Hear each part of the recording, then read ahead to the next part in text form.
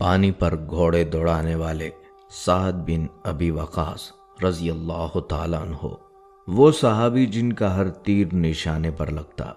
بہادری کی انوکھی داستان۔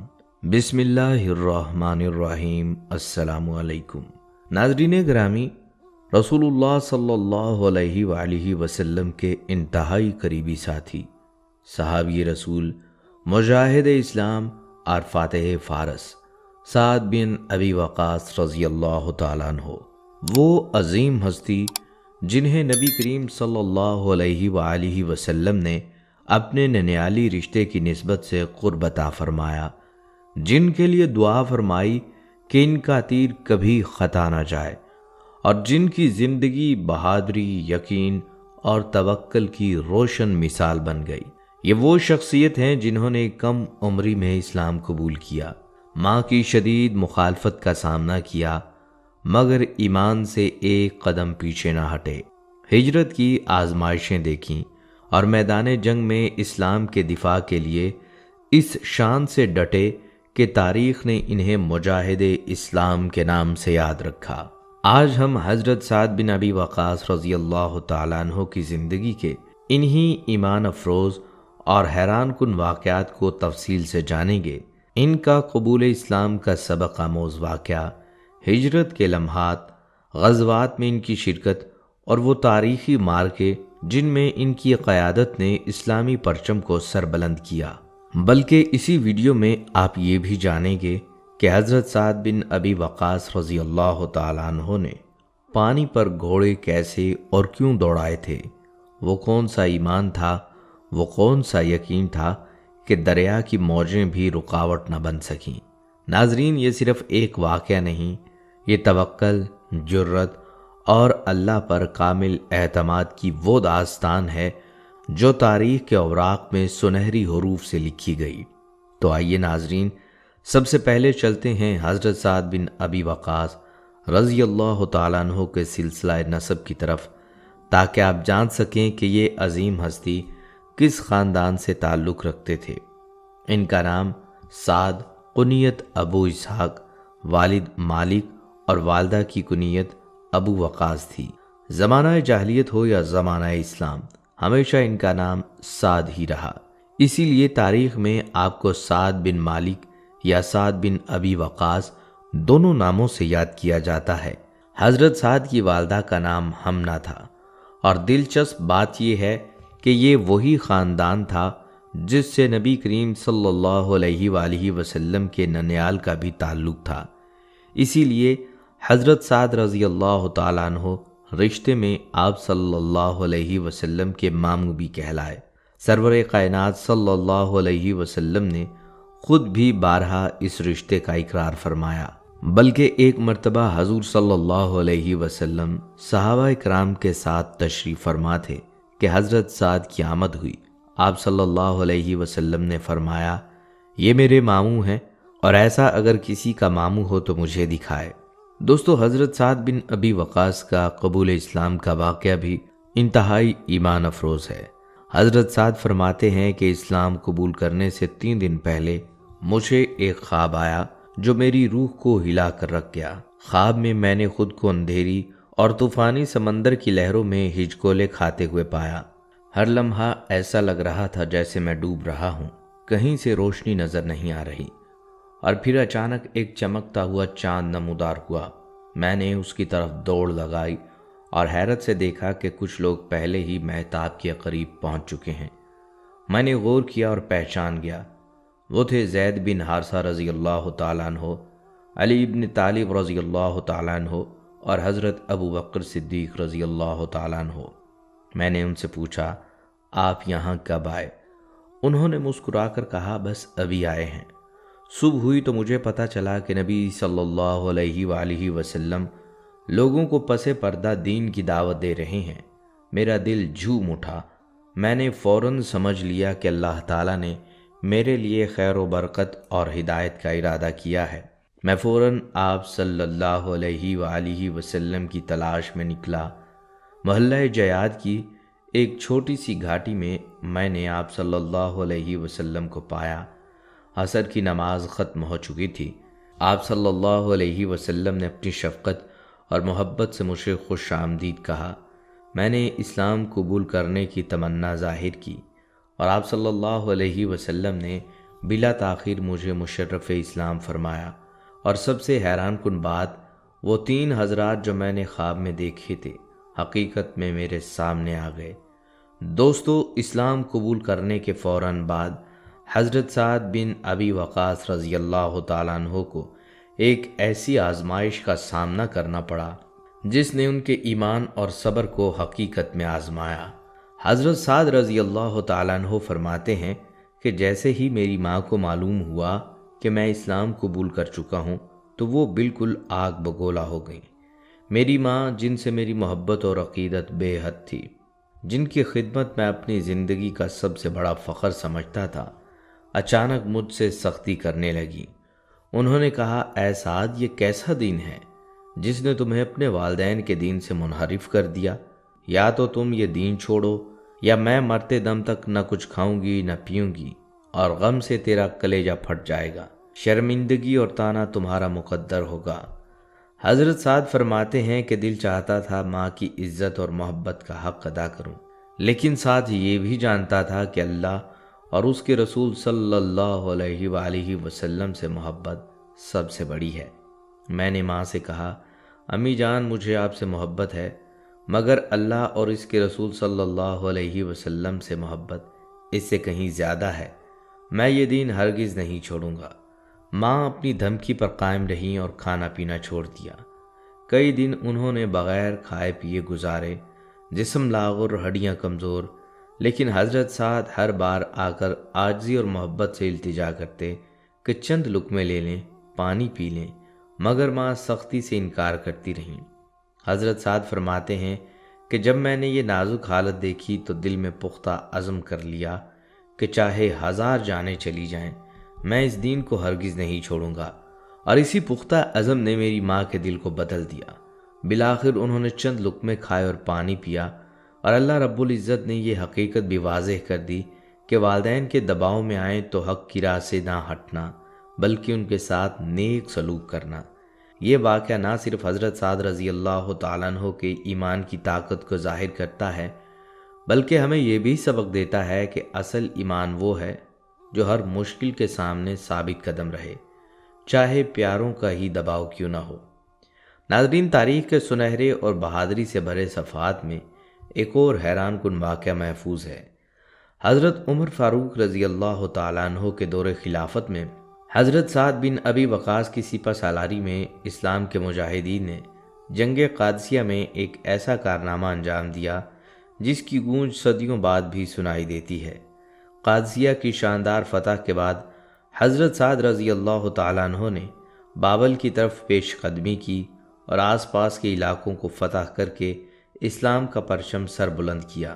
ایران کے دارالخلافہ مدائن دریائے دجلہ کے مشرقی کنارے واقع تھا، لیکن دشمن نے اسے عبور کرنے سے روکنے کے لیے دریا کا پل توڑ دیا اور تمام کشتیوں کو دوسرے کنارے منتقل کر دیا۔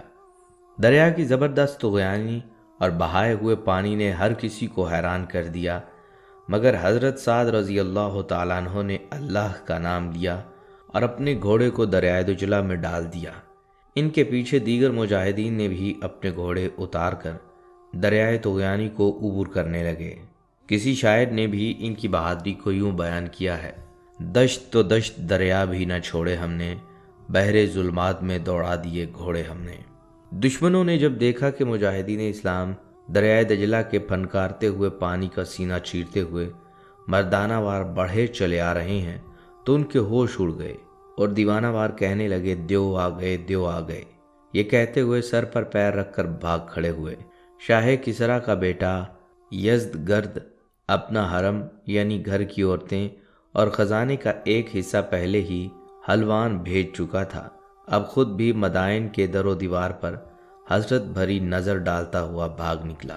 ناظرین، حضرت سعد بن ابی وقاص رضی اللہ تعالیٰ عنہ مدائن میں داخل ہوئے تو منظر ایسا تھا کہ ہر دیکھنے والے کے دل میں خوف اور عبرت یکساں پیدا ہو گئی۔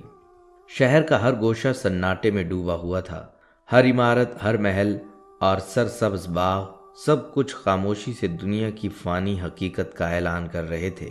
کسریٰ کے پرشکو محلات، بلند و بالا عمارات، شاداب باغات اور چشمے، سب کچھ اپنی عظمت کے باوجود وقت کے ہاتھوں بے بس اور فنا پذیر نظر آ رہے تھے۔ یہ منظر دیکھ کر حضرت سعد رضی اللہ تعالیٰ عنہ کی زبان مبارک پر سورہ دخان کی آیت 25 تا 29 جاری ہو گئیں، جن کا ترجمہ ہے: کتنے چھوڑ گئے باغ اور چشمے اور کھیت اور عمدہ مکانات اور نعمتیں جن میں فارغ البال تھے، ہم نے یوں ہی کیا اور ان کا وارث دوسری قوم کو دے دیا، تو ان پر آسمان اور زمین نہ روئے اور نہ انہیں مہلت دی گئی۔ یہ لمحہ صرف فتح کا جشن نہیں تھا بلکہ عبرت اور فکر کا لمحہ بھی تھا۔ حضرت سعد رضی اللہ تعالیٰ عنہ نے اپنی آنکھوں سے دیکھا کہ دنیا کی سب سے بڑی سلطنتیں اور محلات بھی اللہ کے ارادے کے سامنے فنا پذیر ہیں۔ ناظرین، حضرت سعد بن ابی وقاص رضی اللہ تعالیٰ عنہ دعا کی قبولیت میں تمام صحابہ کرام میں ممتاز تھے۔ آپ کی ہر دعا قبول ہوتی، یہی وجہ تھی کہ لوگ آپ کی دعا کے اثر سے حیران اور بعض اوقات خوف زدہ بھی رہتے تھے۔ یہ اعزاز آپ کو خود رسول کریم صلی اللہ علیہ وآلہ وسلم کی بارگاہ سے حاصل ہوا۔ چنانچہ آپ صلی اللہ علیہ وسلم نے دعا فرمائی: اے اللہ، جب بھی سعد تجھ سے دعا کرے اس کی دعا قبول فرما۔ حضرت جبیر بن معتمر رضی اللہ تعالیٰ عنہ بیان کرتے ہیں، ایک مرتبہ حضرت سعد رضی اللہ تعالیٰ عنہ نے آپ صلی اللہ علیہ وسلم سے عرض کیا: اے اللہ کے رسول صلی اللہ علیہ وسلم، اللہ کی بارگاہ میں دعا فرمائیے کہ میری دعا قبول ہو جائے، کیونکہ میں خود اس کی طاقت نہیں رکھتا۔ آپ صلی اللہ علیہ وسلم نے ارشاد فرمایا: اے سعد، اللہ بندے کی دعا کو اس وقت تک قبول نہیں فرماتا جب تک اس کا رزق پاک نہ ہو۔ حضرت سعد رضی اللہ تعالیٰ عنہ نے فوراً عرض کی: یا رسول اللہ صلی اللہ علیہ وسلم، دعا فرمائیے کہ میری روزی پاک اور حلال ہو، کیونکہ میں اس کے بغیر دعا کرنے کی طاقت نہیں رکھتا۔ آپ صلی اللہ علیہ وسلم نے دعا فرمائی: اے اللہ، سعد کی روزی کو پاک فرما دے۔ اس کے بعد حضرت سعد بن ابی وقاص رضی اللہ تعالیٰ عنہ کے حالات حیران کن ہو گئے، یہاں تک کہ اگر گندم کی ایک بالی بھی ان کے جانوروں کے چارے میں آ جاتی تو وہ فوراً حکم دیتے: اس کو واپس لوٹا دو جہاں سے اسے کاٹا گیا۔ یہ واقعہ صرف ان کی دعا کی قبولیت کی شان نہیں، بلکہ ان کے ایمان، پاکیزگی اور اللہ پر کامل اعتماد کی ایک روشن مثال ہے۔ ناظرین، آج ہماری اکثریت یہی شکوہ کرتی ہے کہ ہماری دعائیں قبول نہیں ہوتی، حالانکہ دعا کی قبولیت کے اسباب میں سب سے بڑا اور اہم سبب اپنی روزی کو پاک اور حلال کرنا ہے، جس کی طرف ہماری قطعاً توجہ نہیں ہے۔ یہی وجہ ہے کہ آج ہم طرح طرح کی پریشانیوں اور مصیبتوں میں گھرے ہوئے ہیں۔ یقیناً جس طرح اپنے آپ کو لقمہ حرام سے محفوظ رکھنا بہت بڑی سعادت ہے، اسی طرح لقمہ حرام سے محفوظ رہنا بہت بڑی محرومی اور رزق کی تنگی کا سبب ہے۔ اس کے علاوہ ایک لقمہ حرام 40 دن کی نمازوں اور دعاؤں کی عدم قبولیت کا سبب ہے۔ چنانچہ دو جہاں کے سردار سلطان بحروبر نبی مکرم حضرت محمد صلی اللہ علیہ وسلم کا ارشاد ہے: جس نے حرام کا ایک لقمہ کھایا اس کی 40 دن کی نمازیں قبول نہیں ہوں گی اور اس کی دعا بھی 40 دن تک نامقبول ہوگی۔ دوستو، حضرت سعد بن ابی وقاص رضی اللہ تعالیٰ عنہ کی دعا اور بد دعا دونوں کی قبولیت کے بے شمار واقعات ملتے ہیں۔ آپ کی دعا کی قبولیت کا ایک مشہور واقعہ یہ بھی ہے، آپ رضی اللہ تعالیٰ عنہ نے اولاد کے نابالغ ہونے کی بنا پر اپنے لیے درازی عمر کی دعا مانگی تو اللہ تعالیٰ نے شرف قبولیت عطا فرمایا۔ چنانچہ مروی ہے کہ حضرت سعد بن ابی وقاص رضی اللہ تعالیٰ عنہ نے ایک مرتبہ یوں دعا فرمائی: اے میرے مولا، میری اولاد ابھی چھوٹی ہے، مجھے اس وقت تک موت نہ دینا جب تک کہ وہ بالغ نہ ہو جائے۔ چنانچہ آپ رضی اللہ تعالیٰ عنہ کی دعا یوں قبول ہوئی کہ اس دعا کے بعد مزید 20 سال تک آپ رضی اللہ تعالیٰ عنہ زندہ رہے۔ بلکہ ایک شخص حضرت سعد بن ابی وقاص رضی اللہ تعالیٰ عنہ کے سامنے صحابہ اکرام کی شان میں گستاخی و بے ادبی کے الفاظ بکنے لگا۔ آپ رضی اللہ تعالیٰ عنہ نے اس سے ارشاد فرمایا: تم اپنی اس خبیث حرکت سے باز رہو، ورنہ میں تمہارے لیے بد دعا کر دوں گا۔ اس گستاخ و بے باک نے کہا: مجھے آپ کی بد دعا کی کوئی پرواہ نہیں، آپ کی بد دعا سے میرا کچھ بھی نہیں بگڑ سکتا۔ یہ سن کر آپ رضی اللہ تعالیٰ عنہ کو جلال آ گیا اور آپ رضی اللہ تعالیٰ عنہ نے اسی وقت یہ دعا مانگی کہ اے اللہ، اگر اس شخص نے تیرے پیارے حبیب صلی اللہ علیہ وسلم کے پیارے اصحاب کی توہین کی ہے تو آج ہی اس کو اپنے قہر و غضب کی نشانی دکھا دے تاکہ دوسروں کو اس سے عبرت حاصل ہو۔ اس بد دعا کے بعد جیسے ہی وہ شخص مسجد سے باہر نکلا، اچانک ایک پاگل اونٹ کہیں سے دوڑتا ہوا آیا اور اس کو اپنے دانتوں سے چیر پھاڑ دیا اور اس کے اوپر بیٹھ کر اس قدر زور سے دبایا کہ اس کی پسلیاں ٹوٹ گئیں اور وہ شخص فوراً وہیں پر مر گیا۔ یہ منظر دیکھ کر لوگ دوڑے دوڑے حضرت سعد بن ابی وقاص کے پاس آئے اور کہنے لگے کہ آپ کی دعا مقبول ہو گئی اور صحابہ کرام کا دشمن نیز تو نابود ہو گیا۔ دوستو، اتنے بلند درجات حضرت سعد بن ابی وقاص کو ایسے ہی نہیں ملے تھے۔ حضرت سعد بن ابی وقاص نے قبول اسلام کے سلسلے میں بہت سی تکالیف برداشت کی تھیں۔ اسلام قبول کرنے کے بعد ہجرت نبوی صلی اللہ علیہ وسلم تک مکہ مکرمہ میں ہی مقیم رہے۔ گو یہ سرزمین عام مسلمانوں کی طرح ان کے لیے مصائب و شدائد سے خالی نہ تھی، تاہم استقلال کے ساتھ ہر قسم کی سختیاں جھیلتے رہے۔ حضرت سعد بن ابی وقاص رضی اللہ تعالیٰ عنہ کفار کے خوف سے عموماً مکہ مکرمہ کی ویران و سنسان گھاٹیوں میں چھپ کر معبود حقیقی کی پرستش و عبادت فرمایا کرتے تھے۔ ایک دفعہ ایک گھاٹی میں چند صحابہ کرام کے ساتھ عبادت میں مصروف تھے۔ اتفاق سے کفار کی ایک جماعت اس طرف آ نکلی اور اسلام کا مذاق اڑانے لگے۔ حضرت سعد بن ابی وقاص رضی اللہ تعالیٰ عنہ کی اس بے بسی کی زندگی میں بھی جوش آ گیا اور اونٹ کی ہڈی اٹھا کر اس زور سے ماری کہ ایک مشرک کا سر پھٹ گیا۔ بیان کیا جاتا ہے کہ اسلام کی حمایت میں یہ پہلی خون ریزی تھی جو حضرت سعد بن ابی وقاص رضی اللہ تعالیٰ عنہ کے ہاتھ سے عمل میں آئی۔ حضرت سعد بن ابی وقاص رضی اللہ تعالیٰ عنہ کی ہجرت تو ان کے ایمان کے کمال درجہ کو ظاہر کرتی ہے، کیونکہ حبشہ کی ہجرت کے دوران حضرت سعد بن ابی وقاص رضی اللہ تعالیٰ عنہ کے خاندان کو قریش مکہ نے مکہ میں رہنے کی اجازت دی ہوئی تھی، لیکن حضرت سعد بن ابی وقاص رضی اللہ تعالیٰ عنہ آپ صلی اللہ علیہ وسلم اور دوسرے مسلمانوں کے ساتھ ابی طالب کی گھاٹی میں محصور رہے اور بھوک کی وجہ سے چمڑا تک ابال کر کھایا گیا۔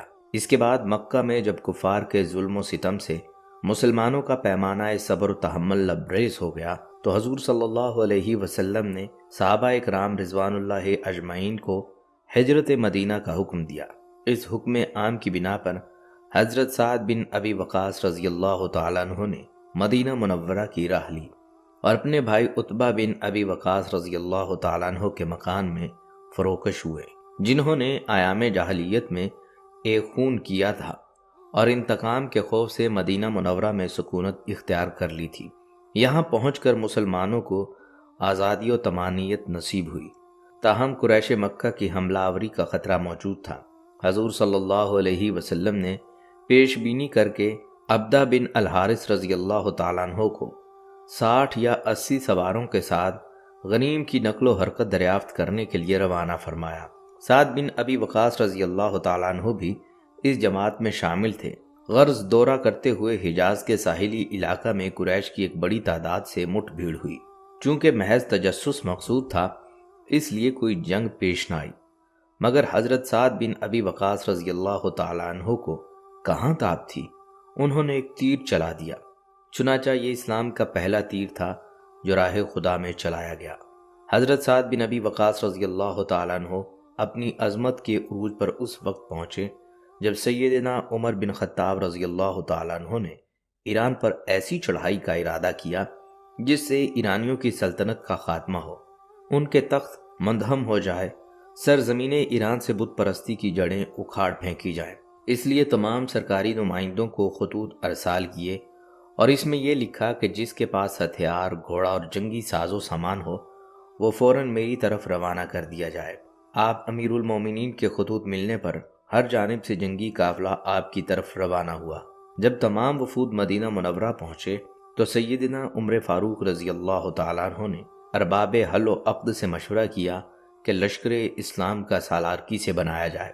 سب نے یک زبان ہو کر کہا حضرت سعد بن ابی وقاص کو۔ سیدنا عمر فاروق رضی اللہ تعالیٰ عنہ نے انہیں بلایا اور لشکر اسلام کا جھنڈا انہیں سونپ دیا۔ جب یہ لشکر جرار مدینہ طیبہ سے روانہ ہونے لگا تو سیدنا عمر فاروق رضی اللہ تعالیٰ عنہ لشکر اسلام کو الوداع کہنے کے لیے اٹھے اور سپہ سالار کو وصیت کرتے ہوئے ارشاد فرمایا، اے سعد، کبھی غرور میں نہ آ جانا کہ میں رسول اللہ صلی اللہ علیہ وسلم کا جانثار صحابی اور ان کا ماموں ہوں، اور میری یہ بات اچھی طرح ذہن نشین کر لے کہ اللہ تعالیٰ برائی کو کبھی برائی سے ختم نہیں کرتا، بلکہ برائی کو ہمیشہ نیکی سے مٹاتا ہے۔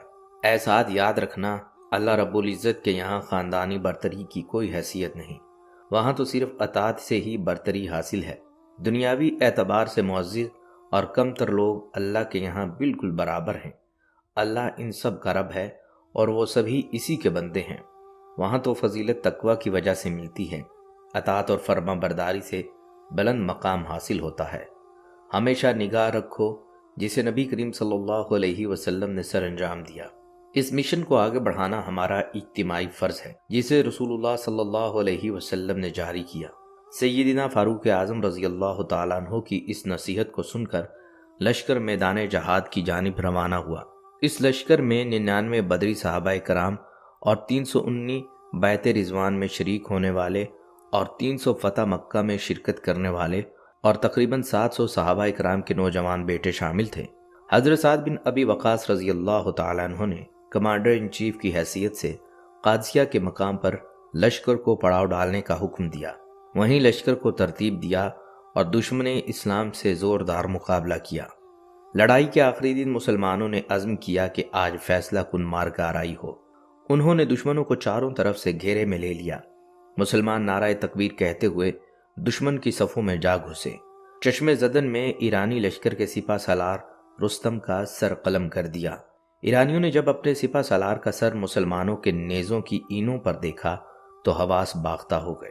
اسلامی لشکر سے ایک مجاہد ایرانی فوجی کے پاس آتا اور اسی کا ہتھیار چھین کر اسی کا سر قلم کر دیتا۔ اس جنگ میں مال غنیمت وافر مقدار میں مسلمانوں کے ہاتھ لگا اور 30,000 ایرانی فوج تہو تیغ کر دیے گئے۔ حضرت سعد بن ابی وقاص رضی اللہ تعالیٰ عنہ غزوہ بدر، احد، خندق، فتح مکہ، تبوک، حنین وغیرہ تمام غزوات اور مارکوں میں آپ صلی اللہ علیہ وسلم کے ہمراہ شریک ہوئے۔ آپ رضی اللہ تعالیٰ عنہ کو اسلام کا پہلا تیر انداز ہونے کا شرف بھی حاصل ہے۔ احد کی لڑائی کے وقت آپ رضی اللہ تعالیٰ عنہ کم عمر تھے۔ دشمنوں کا حملہ نہایت سخت تھا۔ آپ رضی اللہ تعالیٰ عنہ حضرت محمد صلی اللہ علیہ وسلم کے ہم رکاب تھے۔ آپ صلی اللہ علیہ وسلم اپنے ترکش سے تیر نکال کر حضرت سعد رضی اللہ تعالیٰ عنہ کو دیتے تھے اور آپ رضی اللہ تعالیٰ عنہ دشمن پر تیر برساتے تھے۔ اسی لڑائی میں آپ رضی اللہ تعالیٰ عنہ کی بہادری کا حال دیکھ کر آپ صلی اللہ علیہ وسلم نے پکار کر فرمایا، اے طاقتور لڑکے، میرے ماں باپ تجھ پر قربان، تیر چلائے جا۔ حضرت علی رضی اللہ تعالیٰ عنہ کا بیان ہے کہ نبی صلی اللہ علیہ وسلم نے کسی کے لیے کبھی اپنے ماں باپ دونوں کا اس طرح اکٹھا ذکر نہیں کیا۔ یہ سعادت صرف آپ کو ہی حاصل ہوئی۔ غزوہ احد سے فتح مکہ تک جس قدر معرکے پیش آئے، سعد بن ابی وقاص رضی اللہ تعالیٰ عنہ بہادری، جانثاری کے ساتھ سب میں پیش رہے۔ پھر فتح مکہ کے بعد اسی جانثاری کا کارنامہ پیش کیا جس کا اظہار غزوہ احد میں کر چکے تھے۔ غزوہ احد، طائف اور تبوک کی فوج کشی میں بھی شریک تھے۔ پھر 10 ہجری میں سرور کائنات صلی اللہ علیہ وسلم نے حجۃ الوداع کا قصد فرمایا تو حضرت سعد بن ابی وقاص رضی اللہ تعالیٰ عنہ لیکن مکہ پہنچ کر سخت علیل ہو گئے، یہاں تک کہ حضور صلی اللہ علیہ وسلم عیادت کے لیے تشریف لائے۔ سعد بن ابی وقاص رضی اللہ تعالیٰ عنہ کو مدینہ سے اس قدر محبت ہو گئی تھی کہ مکہ میں مرنا بھی پسند نہ تھا۔ بیماری جس قدر طویل کھینچی جاتی تھی اسی قدر ان کی بے قراری بڑھتی جاتی تھی۔ رسول اللہ صلی اللہ علیہ وسلم نے اشک بار دے کر پوچھا، روتے کیوں ہو؟ عرض کیا، معلوم ہوتا ہے کہ اسی سرزمین کی خاک نصیب ہوگی جس کو خدا اور رسول کی محبت ہمیشہ کے لیے ترک کر چکا تھا۔ آپ صلی اللہ علیہ وسلم نے تشفی دیتے ہوئے ان کے قلب پر ہاتھ رکھ کر 3 دفعہ دعا فرمائی، اے خدا، سعد کو صحت عطا کر۔ رسول اللہ صلی اللہ علیہ وسلم کے دہن مبارک سے جو الفاظ نکلے تھے وہ اس مریض بستر مرگ کے لیے آب حیات ثابت ہوئے، یعنی دعا قبول ہوئی اور وہ صحت و تندرست ہوئے۔ ساتھ ہی یہ بشارت سنائی کہ اے سعد، تم اس وقت تک نہ مرو گے جب تک تم نے ایک قوم کو نقصان اور دوسری قوم کو نفع نہ پہنچایا۔ یہ پیشگوئی اجمی فتوحات کے ذریعہ پوری ہوئی، جس میں عجم قوم نے آپ کے ہاتھوں سے نقصان اور عرب قوم نے فائدہ اٹھایا۔ مکہ سے واپس آنے کے بعد اسی سال آپ صلی اللہ علیہ وسلم نے وفات پائی۔ حضرت سعد بن ابی وقاص رضی اللہ تعالیٰ عنہ فرماتے ہیں کہ نبی صلی اللہ علیہ وسلم کے ہاتھ کی ٹھنڈک میں نے اپنے جسم میں ساری زندگی محسوس کی۔ ناظرین، 55 ہجری میں حضرت سعد بن ابی وقاص رضی اللہ تعالیٰ عنہ 75 سال کی عمر میں وفات پا گئے۔ وفات سے پہلے آپ رضی اللہ تعالیٰ عنہ نے یہ وصیت فرمائی کہ میرے کفن میں وہ پرانا اون کا جبہ ضرور شامل کیا جائے جسے پہن کر میں نے جنگ بدر میں کفار کے خلاف جہاد کیا تھا، اور بالکل اسی طرح وہ جبہ آپ کے کفن میں رکھا گیا۔ لوگ عقیدت اور محبت سے بھرے دلوں کے ساتھ حضرت سعد رضی اللہ تعالیٰ عنہ کے جنازے کو کندھوں پر اٹھا کر مقام عقیق سے مدینہ منورہ لے گئے۔ وہاں حاکم مدینہ مروان بن حکم نے ان کی نماز جنازہ پڑھائی اور جنت البقیع میں ان کی قبر منور بنائی گئی۔